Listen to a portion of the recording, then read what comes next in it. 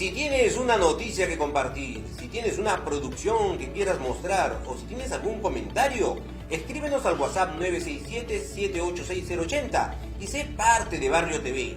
Lo que nos cuentes, cuenta. Hazte reportero de Barrio TV, el canal digital que estabas esperando. Si tienes una noticia que compartir, si tienes una producción que quieras mostrar o si tienes algún comentario, escríbenos al WhatsApp 967-786080 y sé parte de Barrio. Hola, ¿qué tal? ¿Cómo les va? Yo soy Aldo Hermenegildo y aquí empieza una nueva edición de No hay cama para tanta gente por la señal de Barrio TV. Hoy es sábado 13 de febrero. Finalmente se produjo lo que se anunciaba. Aunque suene a frase de perogrullada, fue la crónica de una muerte anunciada. La señora Pilar Mazzetti, ahora exministra, terminó renunciando a su cargo en el Ministerio de Salud. Y la verdad es que había mucho descontento con la gestión de la señora, y no solamente eso, sino que el propio gremio de salud, la Federación de Médicos del Perú y diversos miembros de todo el sector salud, como enfermeras, como médicos veterinarios, biólogos, químicos, farmacéuticos y muchas otras personas que están vinculadas a la administración de la salud pública, hoy se encuentran en huelga, y una parte de ese descontento se debía a la presencia de la señora Mazzetti, a la que ellos también habían pedido su renuncia. Pero sucede que la señora parece tener muchos defensores, y la verdad es que queremos compartir con todos ustedes una serie de tweets de algunos personajes de la política que han mostrado una defensa, por no decir menos, ardorosa de la señora Mazzetti y de su gestión, nada menos. Y queremos compartir con ustedes esto que nos provoca en cierta forma un morbo político. Y creemos que esa es la palabra exacta, ¿no? Porque según el diccionario de la Real Academia Española, ¿no? El morbo es la atracción que despierta una cosa que puede resultar desagradable, cruel, prohibida o que va contra la moral establecida. Y esos son, hoy en día, sin duda, los tweets, porque si de algo carece en muchas ocasiones es de racionalidad. Todo es puro fuego, puro hígado, puro víscera o pura sobolería, puro arrastre, puro lamebota, puro lamezuela. Entonces, veamos lo que decía el señor Gino Costa. Ahí, ponlo en pantalla, por favor. Días antes de que se produjera la renuncia de la ministra de Salud, ¿no? ¿Qué es lo que decía el señor Gino Costa? El maltrato en el Pleno y la amenaza de una censura fueron suficientes para Pilar Mazzetti. Los golpistas irán por más. ¿Qué dice la generación del Bicentenario? Nada, ver, está volviendo a llamar a las marchas para que repongan a la señora Mazzetti, tal vez, ¿no? Es que, y esta suerte de esquizofrenia, ¿no? No es el único personaje que sigue sosteniendo esto de los golpistas. O sea, qué curioso, o sea, formar parte de un congreso golpista. O sea, uno puede ser demócrata dentro de un congreso golpista. Así funciona la lógica de la democracia, así funcionan los procedimientos constitucionales. Eso, no sé hasta cuándo van a seguir insistiendo en eso, en este tema, ¿no? pero el señor era un rastrero. Este no es el tuit que en realidad está ahí, creo, en pantalla, porque tenía que ver con el hecho de que el señor, el tuit sigue ahí, ¿no? Helio, el tuit del señor Gino Costa tenía que ver más bien con que se asumía que la señora Macetti habría asumido el papel de una niñera si se hubiera preocupado de la vacuna del presidente de la República, ¿no? Más o menos así, algo así. El tuit decía algo así que la señora Macetti no es la niñera del presidente para saber si él está vacunado o no contra el COVID, ¿no? Esa es más o menos la idea de la defensa de este señor Gino Costa. Hay una imagen ahí del señor Gino Costa y de su agrupación actual, que viene a ser el Partido Morado, ¿no? Este señor Gino Costa, que alguna vez se quejaba de que en los operativos policiales solamente fallecían delincuentes, ¿no? Exactamente fue lo que dijo. ¿Por qué es que no mueren policías? ¿Por qué solo mueren delincuentes? Al señor le preocupaba que murieran las fuerzas del orden que se estaban encargando de imponer la ley. Qué curioso razonamiento de este señor, ¿no? Del Partido Morado, que dicen que no es el partido de gobierno. Pero bueno, ahí está el señor, y vamos a continuar 2 horas después de que este señor publicara este asunto de la niñera, nada más y nada menos que la señora actriz Tatiana Astengo, muy conocida por su papel de Pechuga en Pantalón y las Visitadoras, donde el actor central fue nada menos que Salvador del Solar. Efectivamente, la ex Pechuga, ¿no? Replica 2 horas después, más o menos, como si se hubiera aprendido muy bien el libreto, ¿no? La situación. Y vuelve a insistir lo mismo, ¿no? Si el impresentable Congreso cita a la ministra de Salud porque Vizcarra se vacunó como si Macetti fuera su niñera, entonces podemos, los peruanos, pedir cuentas a las madres de los congresistas por el daño que le hacen a nuestro país. Hay que pedirle las cuentas a la mamá. Acúsalo con su mamá. Como diría ¿no? ¿Cómo se llama el personaje esta de la Popis, ¿no? Del Chavo del Ocho, la Popis, efectivamente, la gente está al día. La van a acusar con su mamá. Mamita, no te metas en política si no sabes, por favor, dedícate a lo tuyo, que es el teatro, ¿ya? Y deja, por favor, de querer ganar Ave María con indulgencias ajenas, ¿ya? Dedícate a lo tuyo, deja de hacer comentarios absurdos. Hay el impresentable Congreso, claro que es impresentable, pues, pero ¿quién lo eligió? ¿Acaso no fue el pueblo peruano? ¿Ah?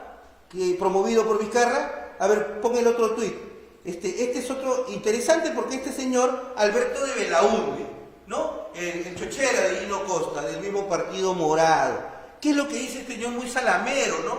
Muy sobón, muy servil, ¿no? Dice, muchas gracias por su invalorable y sacrificado servicio al país, doctora Macetti. No podía más la señora ya, tanto trabajo, ¿no? La historia le dará su lugar y juzgará a los mezquinos y saboteadores. Otra vez el mismo rollito, ¿no? Ya hay el libreto de los saboteadores, ¿no? Claro, como se estaba pidiendo cuentas a la ministra de sus acciones, eso es sabotear al Ministerio de Salud y al trabajo de la ministra, ¿no? Entonces, a ver, y lo pongo porque son personajes que tienen que ver exclusivamente con no solamente con las decisiones en legislativo, sino que están articulados con el gobierno, ¿no? Y miren, pues, y resulta que, ¿cómo se arañan, no? ¿Cómo se arañan? La señora decidió renunciar. Si no habría nada que esconder, nada de que estar, digamos, avergonzado, nada de que arrepentirse, no habría por qué haber renunciado, ¿no? Pero se renuncia cuando se tiene también honor. No hay que negarlo, de todas maneras. A ver, el abogado favorito de Canal N, del Canal 4, de todos los programas que estaban alineados con Vizcarra. Este señor que justificó la disolución del golpe y que hablaba de que, pues, que lo que hicieron los congresistas era, ¿cómo se llama? Un golpe, ¿no? Y que más bien justificó la disolución del Congreso que hizo Vizcarra. Este señor Omar Cairo, que dice que es abogado constitucionalista, ¿no? ¿Qué es lo que dice? Censura de ministra Macetti, cuando se anunciaba, ¿no? Este tema de la censura, eso fue un poco antes de que renunciara. Censura de ministra Macetti. Según todas las versiones, ella es ajena a los hechos imputados a Vizcarra. Claro, hay que defenderla, ¿no? De los hechos imputados a Vizcarra, ¿no? sería sabotaje a la lucha contra el COVID, ¿no? En plena segunda ola y a un día de recibir nada más y nada menos, claro, 700.000 dosis de vacunas. Congresistas ocuparían página de la vergüenza en la historia del Perú. Nada más y nada menos. Estamos quebrando un hito, estamos quebrando la historia, estamos cambiándola. Hay un sabotaje, hay alguien que no quiere. Estos congresistas, pues, efectivamente, pues, como son los enemigos de la patria, ya ni siquiera deberían legislar. Deberían ser simplemente una mesa de parte del Ejecutivo. Así de simple, nada más. Porque prácticamente es lo que están haciendo. Porque no sé de qué acusan a este Congreso de mequetrefes, porque son congresistas que ni siquiera saben hablar bien, ni siquiera tienen capacidad de argumentar y que siempre están con miedo de los medios de comunicación, miedo de dar la cara, miedo de explicar las cosas. Entonces, ¿para qué querían ser congresistas? No valen para nada, no valen un centavo y aún así los atacan. Claro, se aprovechan del débil, pues efectivamente. Pero este es el más sabroso, este es el último. Y aquí hay que darle a este señor, sin duda, el derecho a escribir bien, porque este señor es politólogo de la Católica y es uno de los columnistas de planta, al parecer, de Hildebrand en sus 13, ¿no? Este señor Carlos León Moya, ¿no? Que se ve que escribe muy bien y que usa muy bien la lengua de Cervantes. Miren lo que dice, esto es recontra delicioso, por eso yo hablaba de morbo, ¿no? De morbo, ¿no? Si efectivamente Massetti presentó su renuncia, o sea, antes de que renunciara, ¿no? Si efectivamente Massetti presentó su renuncia, lo que debe hacer Sagasti es decirle, ¿ya? Así tiene que hablarle a la ministra: oye, no, concha tu madre, no te vas, mañana prendemos fuego a esa mierda y tener el sábado a primera hora el Congreso en llamas. Pero seguro le dirá: te lo agradezco, Pilar, ¿no? Claro, hay que decirle a la ministra Sagasti, tiene que decirle así: pero no te vas, vamos a prenderle fuego a esa mierda, al Congreso, pues, nada más, hay que terminar de quemarlo. Así, no cabe duda que así funciona la democracia, ¿no? Esto es lo más democrático que he escuchado. Todos estos argumentos, por decirlo de alguna manera, no son un exceso semántico, en realidad es decir que son argumentos, son simplemente frases sobonas, de ocultamiento de una gestión nefasta en realidad, porque la señora, y aquí no tiene nada que ver con que no se pueda reconocer que la señora puede ser, pues, como se dice, una buena profesional, pero en materia de su gestión sobre todo el manejo de la pandemia, es decir, ya en Europa se había anunciado hace meses que iba a haber una segunda ola. Y entonces, ¿qué pasó? ¿Por qué no hubo previsión? ¿Por qué no se compró las plantas de oxígeno? ¿Por qué no se compraron más camas UCI? Si dinero hay y existe. Hoy en día incluso, el día de ayer, el viernes, el semanario Hildebrand en sus 13 hablaba de una suerte de oscurantismo por parte del laboratorio chino para entregar los resultados de las pruebas, porque no tiene la aprobación ni de la FDA ni del organismo regulador similar de la Unión Europea.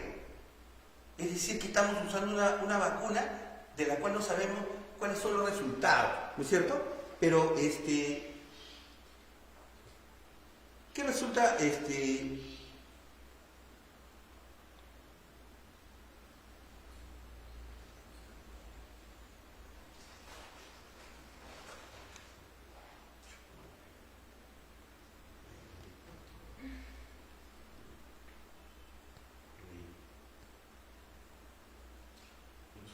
cortarle ese fragmento.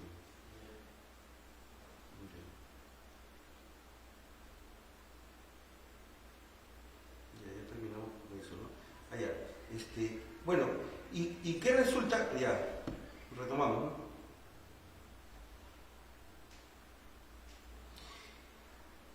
Pero no solamente queda en el hecho de que hay que discutir varias cosas, no son los únicos que se han pronunciado de esta forma o que estén aliados al gobierno. También está el caso de la señora Rocío Silva Santisteban, hay una foto de ella ahí, que es miembro del Frente Amplio. ¿Y por qué es importante lo que esta señora declaró un poco antes de que la ministra Macetti renunciara? Porque esta señora estuvo a punto de ser la presidenta de Perú.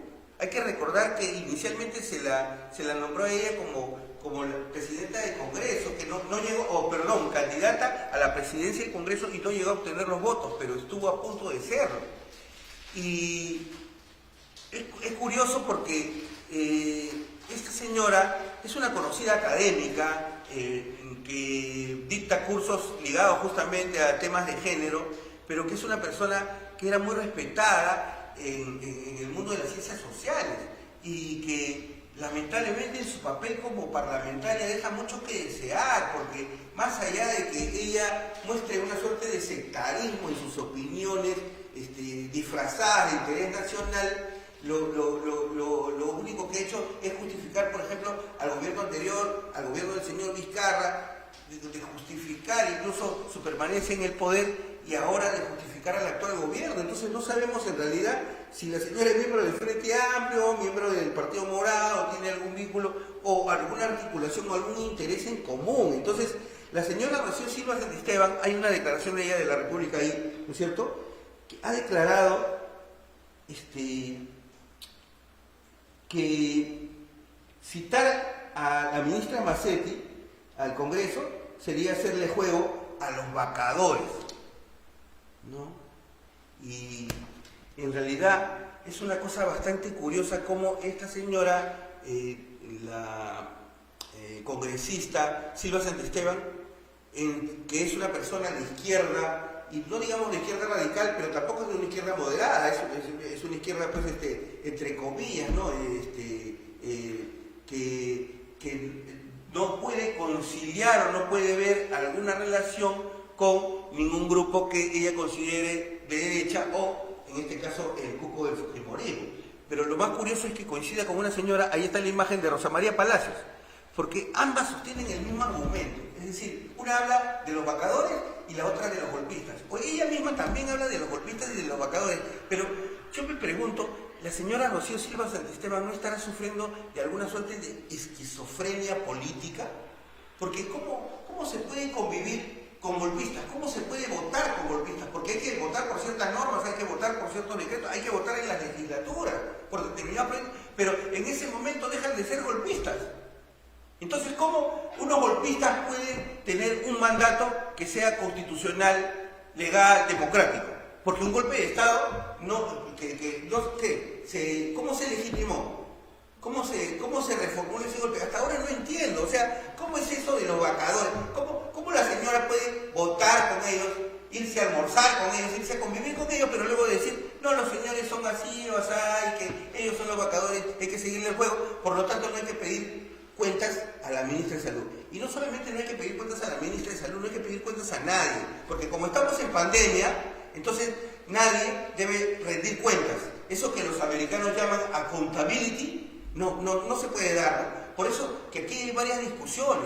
Una, primera, la que tiene que ver con ese asunto de si la ministra era una niñera y el presidente el niño del que tenía que estar preocupado. ¿Cómo? ¿Acaso son personajes privados? Estamos hablando de la ministra de Salud, que tiene que estar consciente de cómo se distribuyen las dosis de una vacuna que es un bien escaso.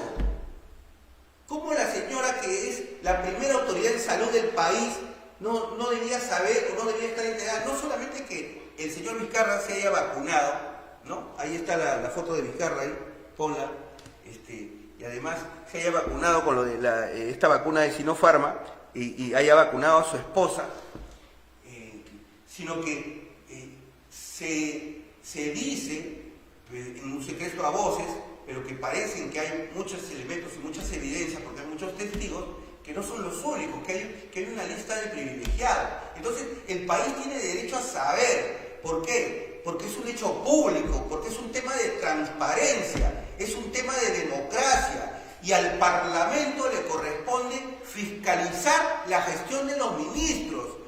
Y este Parlamento hace mucho que dejó de hacerlo y no ha censurado absolutamente a nadie cuando muchos ministros merecieron que fueran expulsados de la gestión ministerial durante la gestión del señor Vizcarra y nunca lo hicieron. Nunca sacaron a la señora Alba con las situaciones medias oscuras, las negociaciones de la empresa de sus padres, recibiendo dinero de reactiva y cosas por el estilo, ¿no? Ese tipo de cosas nunca se dieron de fondo, porque siempre se citaban a los ministros, pero finalmente se les perdonaba la vida. Entonces, ¿de qué desestabilización hablan? ¿De qué sabotaje hablan?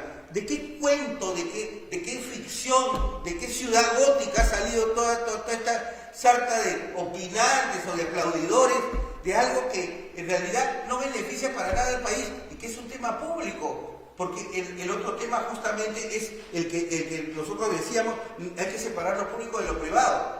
Y no es un hecho privado que el presidente, así haya sido voluntario, que es ahora la nueva tesis, no haya salido a declarar que efectivamente era así. Que eso fue una exposición pública. Es decir, no se podía dejar esto en secreto. Ahora resulta que el presidente de la República, que tiene que dar el ejemplo, no lo hace de manera abierta y descubierta. Eso no sucede. Bueno, entonces, en todo caso, no sabemos en qué país vivimos. Resulta que ahora, si se va una persona, pues se cae toda la gestión. Así de curioso es el asunto, ¿no? Es una hecatombe que la señora Macetti haya salido del ministerio. O sea, ahora las cosas van a empeorar.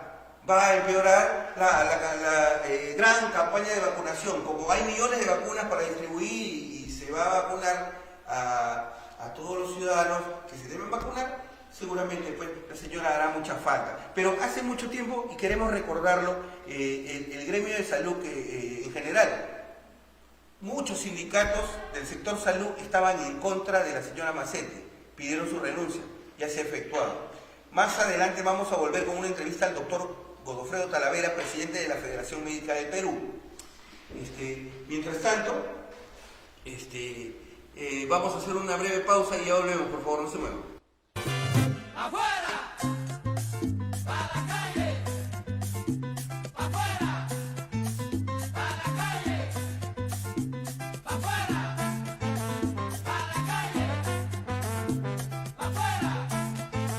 ¡Para la calle!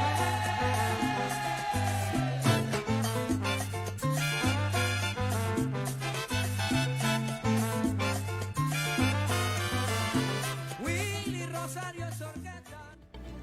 Si tienes una noticia que compartir, si tienes una producción que quieras mostrar o si tienes algún comentario, escríbenos al WhatsApp 967-786080 y sé parte de Barrio TV. Lo que nos cuentes, cuenta. Hazte reportero de Barrio TV, el canal digital que estabas esperando. Bien amigos, nos encontramos conectados vía Zoom con el doctor Godofredo Talavera, presidente de la Federación Médica del Perú. Doctor Talavera, buenas tardes, ¿cómo está? Buenas tardes, Aldo. Un gusto nuevamente estar contigo. Mire, bueno, se produjo finalmente algo que podríamos llamar como apelando a la novela, ¿no? Haciendo una suerte de paráfrasis de la novela de García Márquez, La crónica de una muerte anunciada.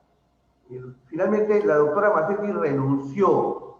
Era algo que el gremio médico había estado pidiendo y mucho, además del personal médico, una gran parte del personal de salud, que era parte de los pliegos de reclamo, doctor, ¿no? Pero, ¿qué le parece a usted esta situación? ¿Cómo se ha presentado esta circunstancia? ¿Qué opina? Bueno, creemos que es lamentable que por un hecho que creemos que el expresidente Vizcarra es el que tiene gran responsabilidad, porque propiamente las últimas acusaciones o las últimas noticias que hemos tenido sobre este tipo de vacunación que ha recibido el presidente y algunos cercanos a él, se haya producido la renuncia de la ministra, ¿no? Pero nosotros lo hemos manifestado claramente que el manejo de la pandemia no era el más adecuado. Nos falta oxígeno el día de hoy y es lamentable que aquí en Lima nos esté faltando oxígeno. Vemos que los distribuidores, los vendedores de oxígeno están haciendo que dejen los balones para darles oxígeno de acá a 4 o 5 días. Y es muy lamentable y muy triste para nuestros hermanos peruanos verlos fallecer por falta de este vital elemento que es el oxígeno. Además de esto, como ya lo hemos venido mencionando, nos falta pruebas moleculares o de antígeno, nos falta cánulas nasales de alto flujo, nos falta ventiladores, nos falta medicamentos para los pacientes que van a UCI, los relajantes musculares y lo más importante que nos falta recurso humano. Además de esto, no se ha reactivado el primer nivel de atención, se sigue atendiendo en la gran mayoría solo COVID y se ha dejado de lado el resto de patologías. Entonces creemos que esto es el motivo suficiente para decir que la gestión de nuestra exministra no ha sido de las mejores. Pero Tampoco se ha resuelto. doctor, una serie de defensores por todos lados, incluso el congresista de Belaúnde ha sostenido que debe agradecérsele los servicios prestados a la nación y que algún día se va a reconocer en la historia el trabajo que ha hecho, porque hay mucha gente mezquina. Por último, el otro congresista Gino Costa ha dicho también que la ministra Macetti no era la niñera del expresidente Vizcarra. ¿Usted cree que eso es así? Que esto, o sea, ella no tendría por qué haber sabido que el señor se vacunó? Bueno, en realidad no está clara las noticias, pero yo creo que un ministro de Estado tiene que saber, sobre todo si es de salud, ¿no? Tendría que haber sabido, ¿no? Yo creo que sería también una falta de respeto a la máxima autoridad en salud que no le dé una consulta sobre algo nuevo, sobre algo que podía poner en riesgo incluso la vida del que se inoculaba una vacuna que no era del todo conocida. Pero sabemos pues qué tipo de personas son Gino Costa de Belaúnde, que primero eran más bien los niñeros de Vizcarra y ahora pues cambian, ¿no?, de parecer. Pero sin embargo no creemos que eso es el tema de fondo. La ministra tampoco pudo solucionar los problemas gremiales, ¿no? A pesar que reconocemos que la ha presentado el 18 de enero y falta la respuesta del Ministerio de Economía, del ministro Waldo Mendoza, ¿no? Esa responsabilidad también le trae a la Premier y al presidente, que deben pues ordenar que se dé respuesta. Estamos en una situación difícil en salud y no tenemos respuesta hasta ahora. Doctor, además de esto, no se paga adecuadamente los bonos, los terceros, no hay la vacuna en la cantidad suficiente, no debemos estar pensando solo en vacunar pues a 1 millón, deberíamos estar hablando ya el plan para vacunar a los cerca de 24 millones de peruanos que requieren ser vacunados, ¿no? Eso sería lo más importante. Doctor Talavera, ahora nos han puesto un ministro que... La salida de la doctora Macetti era un reclamo que su gremio había exigido hace ya buen tiempo. Y esto ya se ha producido y ahora se dice que su reemplazo sería el doctor Óscar Ugarte. ¿Cómo recibe el gremio que usted preside este cambio, esta situación? ¿Cuáles son las expectativas?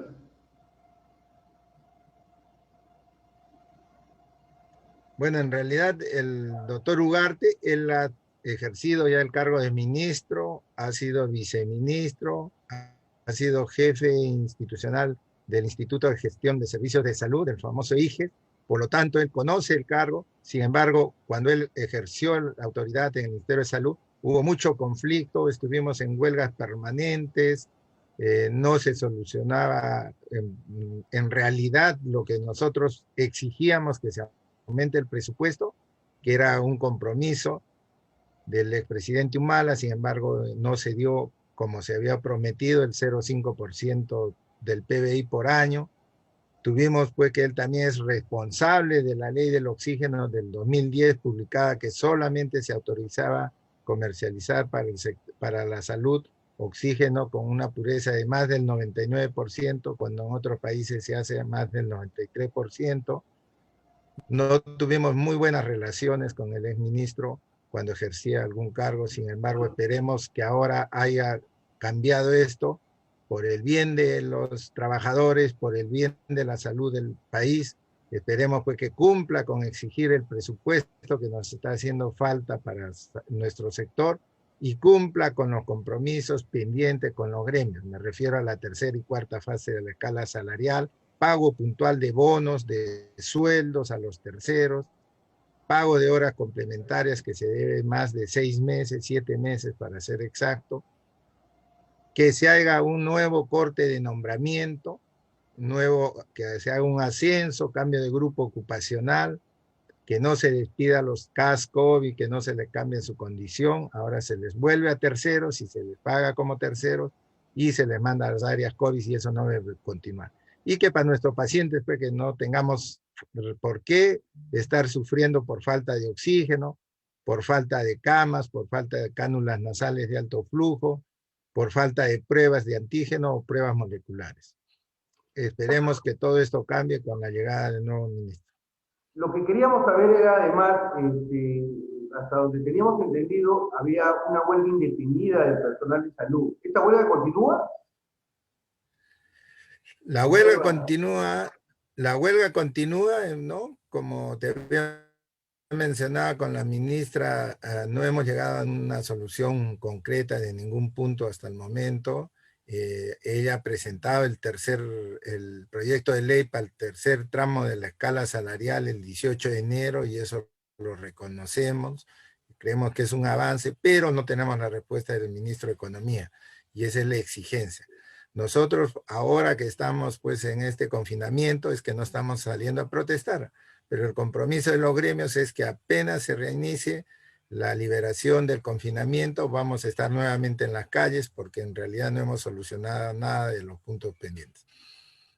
Bueno, el tema del confinamiento, en realidad uno lo observa como que en ciertas zonas se respeta mucho, pero en otras, debido a muchas circunstancias, no se cumplen de manera estricta. Es más, luego de los 15 días de confinamiento inicial, la primera ministra y la entonces ministra de Salud, Macete, todavía en ese momento, informaban más bien de un incremento del número de contagios y de fallecidos. O sea, no se había reducido casi nada. Y es que en realidad el confinamiento en sí mismo no tiene mucha utilidad, ¿verdad, doctor? Si no va acompañado de otras medidas. ¿Qué es lo que usted sugiere Sí, del gremio médico?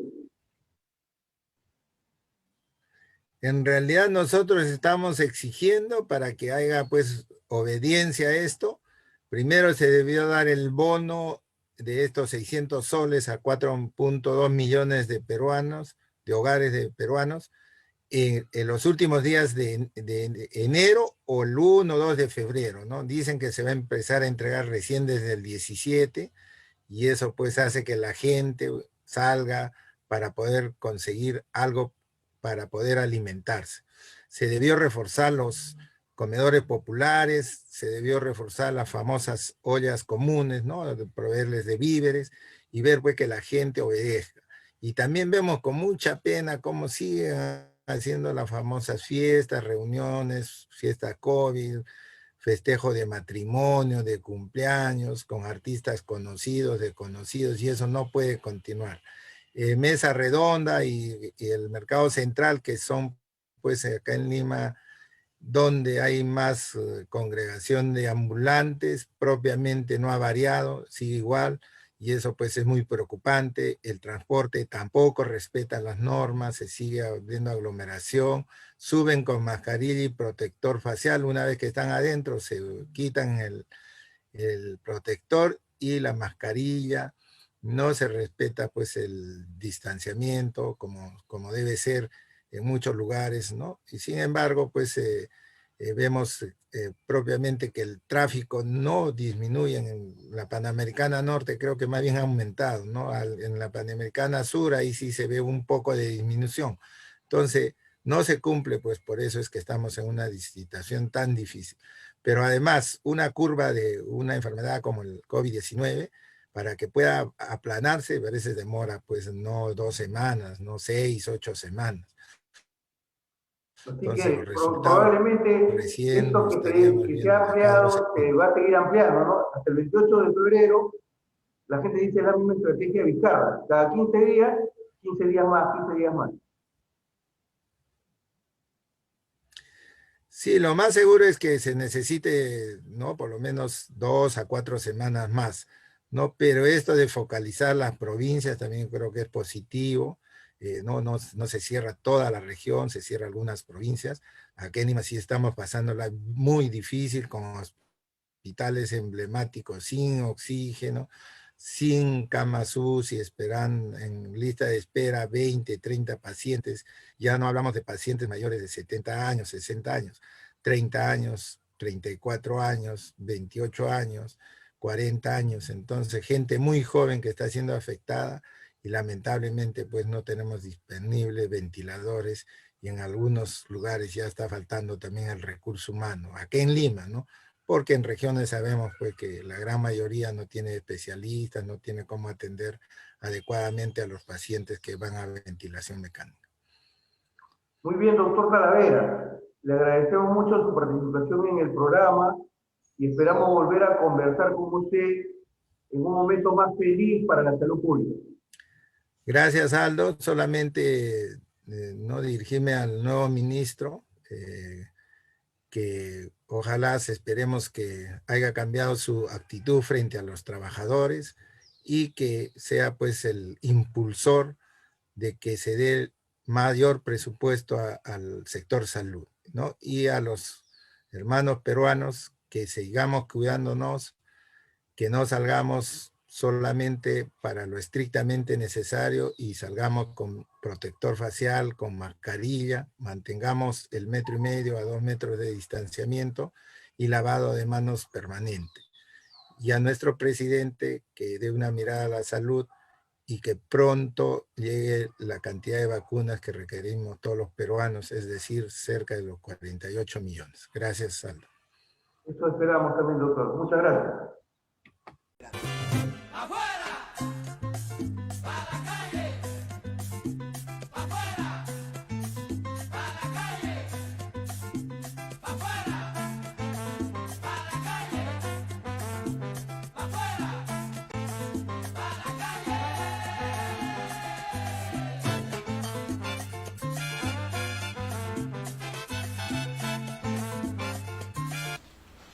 En el Perú existen probablemente cientos de miles de personas que se han visto en una situación complicada incluso para obtener alimento. O sea, se ha puesto en peligro la alimentación de cientos de miles de personas con la pandemia, con la cuarentena, con el confinamiento, con estas restricciones de carácter pretoriano que no sirvieron para nada, ni en materia de reducción de salud, ni en materia económica, porque arruinaron la economía. El PBI ha caído más del 12%. Y entonces, frente a esa situación, los peruanos no se quedan de brazos cruzados. Y aquí es muy importante el papel de la mujer peruana, de la madre de familia, de la jefa del hogar. A veces la madre soltera, que no tiene cómo tener un sustento para el diario. Entonces, han comenzado a aparecer las ollas comunes en mayor medida, porque nunca dejaron de existir, siempre han existido. En Lima, en la capital, existen bolsones de pobreza en muchos de los cinturones del país, en las alturas de los cerros, donde no hay agua ni luz eléctrica. Entonces, ahí la miseria abunda y no llega el Estado, no llega el gobierno local, la municipalidad, no llega el gobierno central, no llega ninguna clase de ayuda, y son ellos los que tienen que practicar la solidaridad en medio de la pobreza. Y se hacen de las suyas y se las ingenian para construir estas ollas comunes que no hay nadie que tenga una estadística. No sé para qué diablo sirve el Ministerio de Inclusión Social, que no tiene ninguna base de datos de estas ollas comunes. No la tiene ninguna entidad. No se sabe a ciencia cierta cuántas son las ollas comunes y en cuánto han crecido en medio de la pandemia. Pero veamos una breve nota para hacernos una idea de lo que viven muchos de los peruanos a los que deberíamos ayudar. Pamela, Paco, muy buenos días. Continuamos recorriendo las ollas comunes de nuestra capital. Estamos ahora en las alturas de San Juan del Lurigancho, exactamente en la agrupación familiar 2 de noviembre. Y subir o bajar acá todos los días es jugarse la vida. Así de fuerte, así de duro, así es la realidad de miles de peruanos. Hablamos de la capital, ¿se imaginan cómo estará nuestros demás distritos, nuestras demás regiones del país? Noviembre. Padre, muy buenos días, ¿cómo está? Estamos en vivo. Cuéntenos un poquito, por favor, ¿qué toca desayunar hoy? Buenos días, joven, soy la señora Mayra, que estamos haciendo, hoy día hemos preparado cuáquer con leche para los desayunos de los chicos. Ajá, y más tarde tenemos que preparar el almuerzo, que vamos a hacer arroz con menestras y huevitos fritos. ¿Cuántas personas se benefician, cuántos vecinos se benefician, madre, con este rico desayuno? ¿Y cómo les va a afectar o les ha afectado ya esta nueva cuarentena sumado a los 14 días más? Uy, joven, acá hay 40 niños y 10 mamás solteras y somos 70 ahorita y necesitamos ollas. Necesitamos también desagüe, porque no tenemos también desagüe, ¿no? Y queremos desagüe profesional. Madre, me imagino que la nueva cuarentena les ha golpeado y duro. Ustedes y la mayoría de vecinos, ¿dónde trabajan, dónde se desempeñan?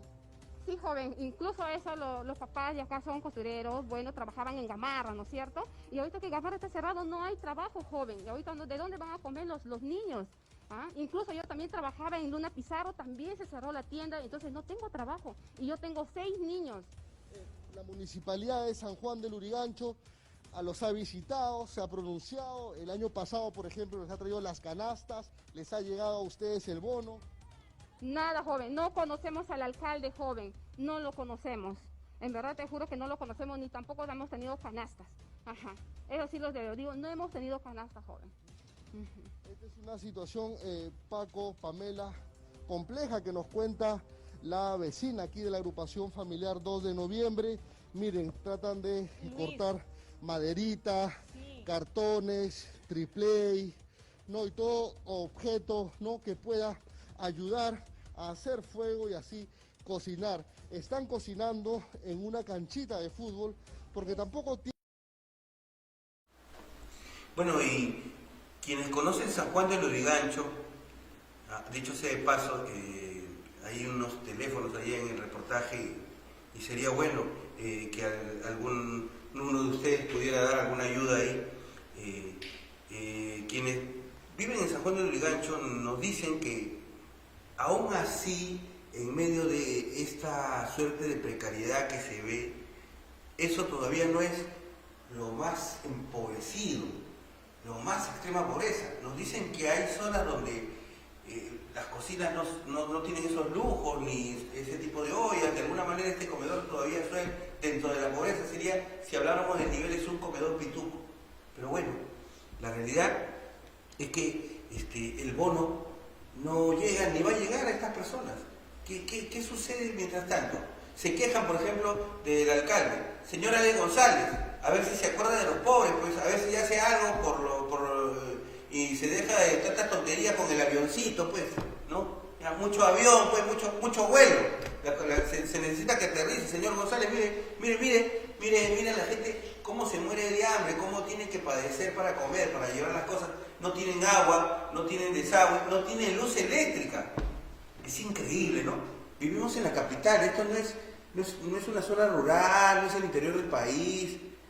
Estamos en Lima metropolitana, y esa es la situación que no se resuelve con las palabras o con los discursos o con las conferencias de prensa interdiarias de la señora Bermúdez o de los ministros que simplemente salen a hablar por hablar, no dicen ya cosas concretas.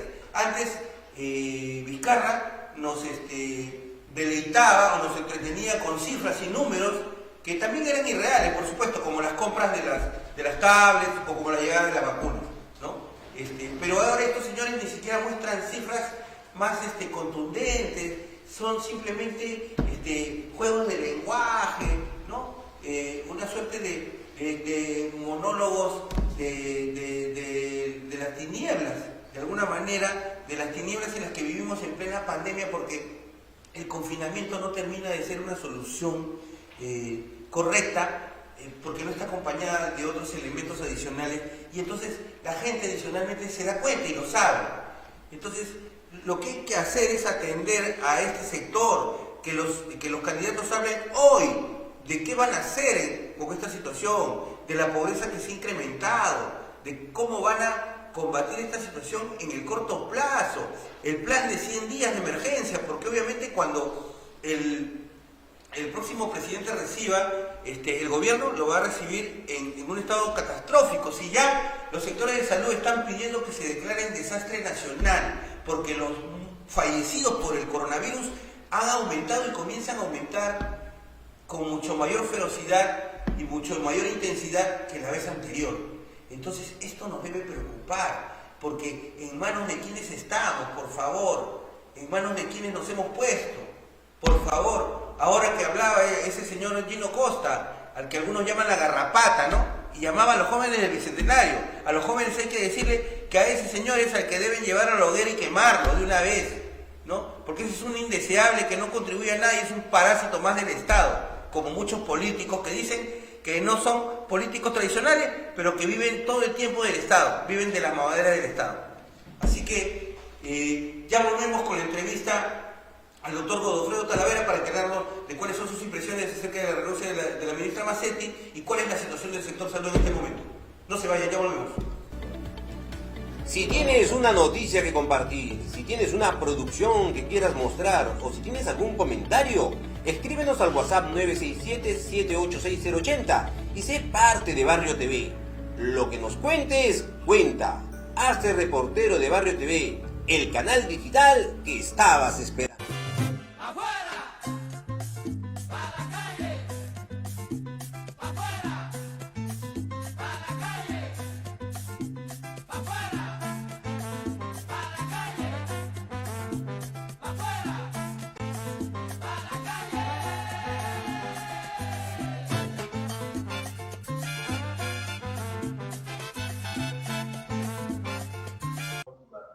Y bien amigos, como lo habíamos prometido, nos encontramos enlazados con Alfonso Baella para ayudarnos a comprender un poco todas estas circunstancias tan atípicas que estamos viviendo en medio de la pandemia, conjuntamente con el proceso electoral. Alfonso, buenas tardes, ¿cómo estás? Un gusto tenerte en el programa. Muchas gracias a todos tus televidentes. Se escucha un rebote en mi voz, pero bueno, a sus órdenes. Sí, bueno, en realidad te habíamos convocado porque sabemos que tú eres un analista político que siempre tiene ideas muy claras con respecto al escenario que se viene construyendo en estos últimos tiempos en el Perú. ¿Cómo podemos comprender, cómo ha sido así posible que hemos llegado a este punto, Alfonso? ¿Cómo es posible que hayamos pasado por este proceso de haber tenido 4 presidentes y de haber tenido 2 parlamentos en menos de 4 años? Mira, yo lo entiendo como una situación bastante clara. Creo que la gente no se ha dado cuenta. Creo que la mayoría del pueblo peruano está engañada. Pero estamos acá producto de un grupo de personas que está interesado en que en el país se produzca una confrontación. Aquí lo que existe es el azuzamiento, es la permanente invocación a la lucha, a la pelea, a la disociación y no a la unidad de los peruanos. Eso es lo que está ocurriendo, estimados amigos. No es un asunto ni siquiera político. Acá hay intereses de otro tipo, que tienen que ver, por cierto, Y la situación es... con temas políticos, económicos, ideológicos. No es un asunto por una política pública, es básicamente por un asunto de enfrentamiento para beneficiarse con ese enfrentamiento. Sí, resulta que a lo largo de casi más de un año de enfrentar este tema de la pandemia, por llamarlo de algún modo en realidad, muchos noticieros internacionales se han dado cuenta de que el Perú ha tenido una de las peores gestiones del mundo, incluso en el número de fallecidos en relación al tamaño de la población en general. Pero ¿cómo puede explicarse esta situación en la que el expresidente Vizcarra aparentemente tiene una alta valoración de la población? ¿Esto solo se podría explicar exclusivamente por el tema de los medios? O sea, ¿es tan mecánica la situación? Es decir, una sobreexposición inevitablemente genera una relación de afección o de afectividad de todos los ciudadanos peruanos. ¿Qué otras razones podrían haber? Pero yo quisiera pasar a contestar la primera pregunta que no he terminado. Ya. ¿Por qué eso ocurre esta situación de 4 presidentes? Antes de ver la popularidad artificial del señor Vizcarra, a ver, ¿por qué ocurre esto? Ocurre porque el pueblo peruano, fíjate bien lo que te voy a decir, la gente se va a acordar. El pueblo peruano dio un ejemplo en América Latina de algo sorprendente en el mes de abril del 2016. ¿Qué cosa hizo el pueblo peruano? Votó por 2 opciones, que son Pedro Pablo Kuczynski y Keiko Fujimori. 40% y 20%, 60% centro-derecha y derrotó a la izquierda y al caviaraje. ¿Por qué es importante entender eso, estimados amigos? Porque ahí se produce el principio de la confrontación. Entró un grupo de caviares, de progresistas, y tomó el poder junto con Pedro Pablo Kuczynski e inició un enfrentamiento y una confrontación que no termina hasta ahora. Esto es una pura confrontación. Lo que quieren es poner una agenda que no es la agenda del Perú, es una agenda foránea. Ahora, ¿por qué Vizcarra tiene popularidad? Bueno, el señor Vizcarra lo que ha hecho es utilizar el poder para beneficio personal. Lo estamos viendo minuto a minuto y lo seguiremos descubriendo.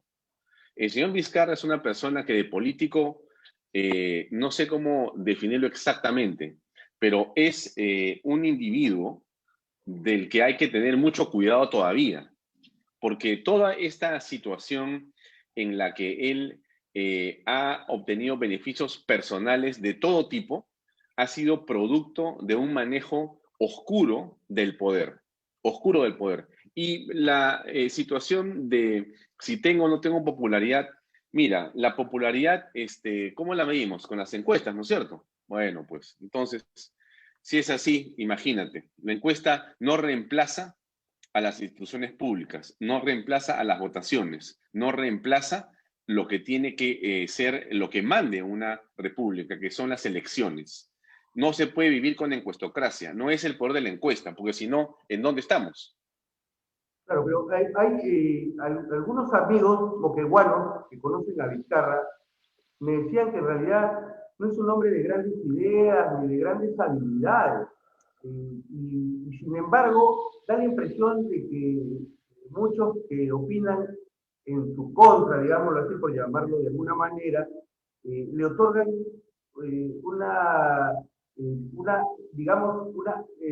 le otorgan a él una serie de beneficios, de cualidades que en realidad no tendría. O sea, ¿en qué radica el poder de este señor que ha podido salvar esta situación de su tacha en primera instancia en el Jurado Electoral Especial y el Jurado Nacional de Elecciones lo ha avalado para continuar en carrera electoral? Es que basta solo el hecho de que se diga, por un lado, de que ha colocado a personas en cada institución del Estado o que ha entregado presupuesto público a diestra y siniestra. O sea, no hay algo más. En realidad este tipo es tan maquiavélico, tan bravo de la política. No, pero yo creo que los peruanos no estamos viendo las cosas en la dimensión que corresponde, ¿no? Se ha hecho de Vizcarra una especie de dios de la política. Tiene 3 libros ahora, 3 libros, y ni siquiera completó el mandato. O sea, ¿de qué estamos hablando? Y va a tener solamente 10. Ayer lo dijo un expresidente del Tribunal Constitucional. Este caso de las vacunas, por fin, nos ha traído para la academia la definición exacta de lo que es la incapacidad moral. O sea, lo que te quiero decir es que no es un asunto... No, a ver, primero ubiquémonos en el tiempo exactamente porque las personas tienden a desubicarse. Estamos viviendo 2 años de vizcarrismo. 2 años de vizcarrismo y un poco más. ¿Correcto? Muy bien, entonces, ¿qué quiere decir eso? En su momento, Alejandro Toledo tuvo 5 años de gobierno. Le asignaban a Toledo genialidades, fuerzas, conexiones, poder, el gran político, el superhombre, el hombre que sale de abajo, se lanzó a una segunda campaña presidencial, va a ganar de todas maneras. Mira, ¿qué nos ha dicho del señor Toledo? ¿Dónde está? Se ha hecho lo mismo del señor Humala en su momento. No, pero Humala ya pues es otro tipo. Fíjate tú, va a quedarse acá 100 años. La esposa, olvídate, tú no sabes, Nadine es un genio. Todo lo que se ha dicho sobre todos esos personajes, ¿dónde están? Vizcarra, ¿cuánto tiempo tiene en esto? En un momento en el cual la comunicación cada vez es más veloz. Yo no le asigno ningún valor al señor Vizcarra, ni intelectual, de ningún tipo. Lo que sí es un manipulador, y es un hombre que tiene siempre una, digamos, moral, no diría laxa, sino una moral que está hecha para ser amoral, ¿no? O sea, Podría ser su amoral, manera de ¿no? plantear los temas es sin moral, sin moral. Entonces, Alfonso, hoy día te da la mano y si te necesita, te la va a cortar sin ningún problema, sin ningún problema. No existe ningún... Mira, lo que ha hecho con las vacunas es un claro ejemplo de una persona pérfida, perversa, ¿no? Fíjate lo que es capaz de mentir este hombre, ¿eh? Mira, dice, no, yo me he vacunado para ser uno de los 12.000 voluntarios. No ha sido así. Él ha recibido una cantidad de vacunas especialmente hechas como una suerte de soborno. Él no ha estado con los 12.000 que fueron tomados de manera aleatoria.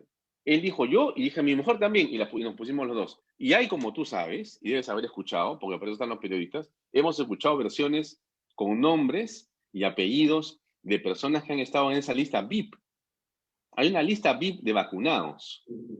Ya hay una lista que se va a conocer de personas. Ayer lo han dicho en las redes sociales varias personas. No son los papás de las periodistas. No tonterías. Vamos a conocer nombres específicos de personas que se han vacunado como amigos, como referentes, como vinculados, como relacionados a Martín Vizcarra en ese grupete.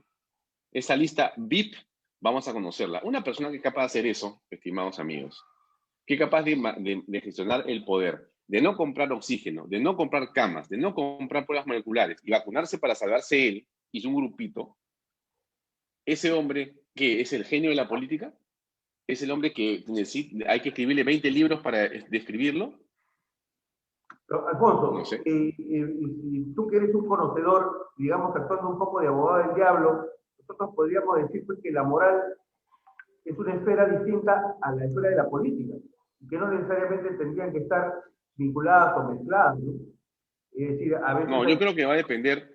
Mira, yo en la mañana hacía un post para el grupo de personas que me siguen en las redes sociales, un post para la zona de suscriptores de Facebook. Y yo decía, deberíamos de analizar psicológica o psiquiátricamente el caso del expresidente Martín Vizcarra. Humberto Jara ha dicho que es como que padece de algunas patologías, ¿no? Algo así. Pero... Yo no sabría si probarse la patología lo debería de hacer inmune a la pena, ¿no? No sé si al delito penal, ¿no? A las faltas penales que ha cometido, los delitos.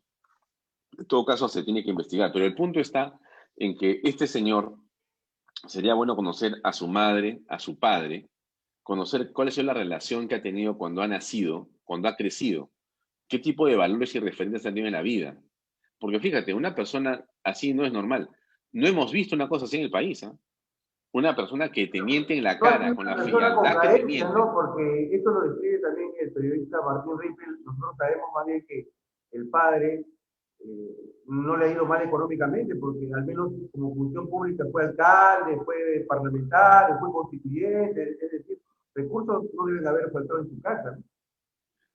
No tengo idea, pero habrá que ver cuál es digamos, referencia moral y ética que este hombre recibió de hombre, con quién se juntó, para tratar de explicar. Ahora, es un país, el nuestro, con complicaciones de corrupción enormes en todas las esferas. Eso tampoco es posible negarlo y verlo. Pero el tema no está ahí.